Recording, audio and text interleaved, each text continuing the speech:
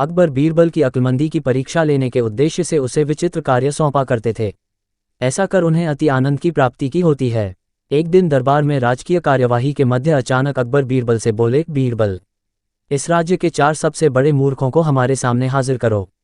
हम तुम्हें 1 महीने का समय देते हैं, तुरंत इस काम में लग जाओ। अकबर का आदेश सुन बीरबल आश्चर्यचकित हुआ, किंतु वह था तो अकबर का मुलाजिम ही, उनका हर हुक्म बजाना उसका फर्ज था। वह तुरंत 4 मूर्खों की तलाश में निकल पड़ा। 1 माह पूर्ण होने के उपरांत वह 2 व्यक्तियों के साथ अकबर के समक्ष उपस्थित हुआ। अकबर की दृष्टि जब 2 व्यक्तियों पर पड़ी तो वे बिफर गए। बीरबल, ये क्या तुम 2 ही मूर्खों को लेकर आए हो? हमने 1 महीने का वक्त तुम्हें 4 मूर्ख लाने के लिए दिया था। हुजूर, मेरी गुजारिश है कि अपना गुस्सा शांत रखिए और मेरी पूरी बात सुने बगैर किसी नतीजे पर मत पहुंचिए। बीरबल अकबर का गुस्सा शांत करते हुए बोला। बीरबल की बात सुन अकबर का गुस्सा कुछ ठंडा हुआ।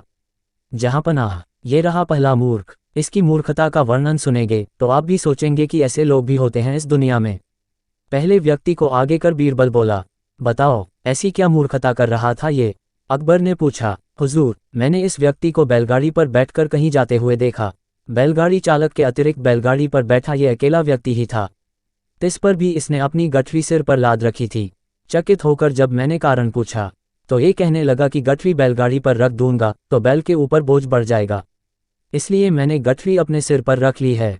अब इसे मूर्खता नहीं कहेंगे तो क्या कहेंगे? पहले व्यक्ति की मूर्खता का किस्सा सुनकर अकबर के चेहरे पर मुस्कुराहट तैर गई।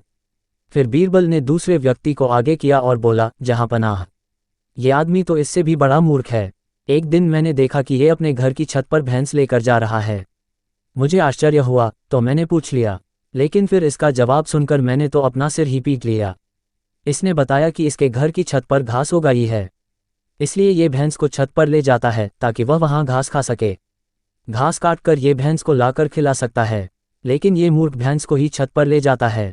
ऐसा मूर्ख कहीं देखा है आपने? हम वाकई इन दोनों की कारस्तानी बेवकूफाना है। अब बाकी के 2 मूर्खों को पेश करो। अकबर बोले, हुजूर, नजर उठाकर देखिए, तीसरा मूर्ख आपको सामने खड़ा दिखाई पड़ेगा। बीरबल बोला, कहाँ बीरबल, हमें तो यहाँ कोई तीसरा व्यक्ति दिखाई नहीं पड़ रहा। अकबर इधर उधर देखते हुए बोले, तीसरा मूर्ख मैं हूँ हुजूर। बीरबल सिर झुकाकर बोला, अब देखिए, मुझे पर कितने महत्वपूर्ण कार्यों की जिम्मेदारी है, लेकिन सब कुछ एक तरफ हटाकर मैं 1 महीने से मूर्खों को खोज रहा हूँ। ये मूर्खता नहीं तो और क्या है? बीरबल की बात सुनकर अकबर सोच में पड़ गए। फिर बोले, और चौथा मूर्ख कहाँ है बीरबल? गुस्ताखी माफ हुजूर, पर चौथे मूर्ख आप हैं। आप हिंदुस्तान के शहंशाह हैं, इतने बड़े साम्राज्य का भार आपके कंधों पर है। प्रजा के हित के जाने कितने कार्य आपको करवाने हैं, लेकिन उन सबको दरकिनार कर आप 1 महीने से मुझसे 4 मूर्खों की तलाश करवा रहे हैं। तो चौथे मूर्ख आप हुए ना? कहते हुए बीरबल ने अपने कान पकड़ लिए। बीरबल का जवाब सुनकर अकबर को अपनी गलती का एहसास हो गया कि बेफिजूल में उन्होंने अपना और बीरबल का काफ़ी वक्त बर्बाद कर लिया है। और भी कहानी सुनने के लिए वीडियो लाइक करें, चैनल को सब्सक्राइब करें।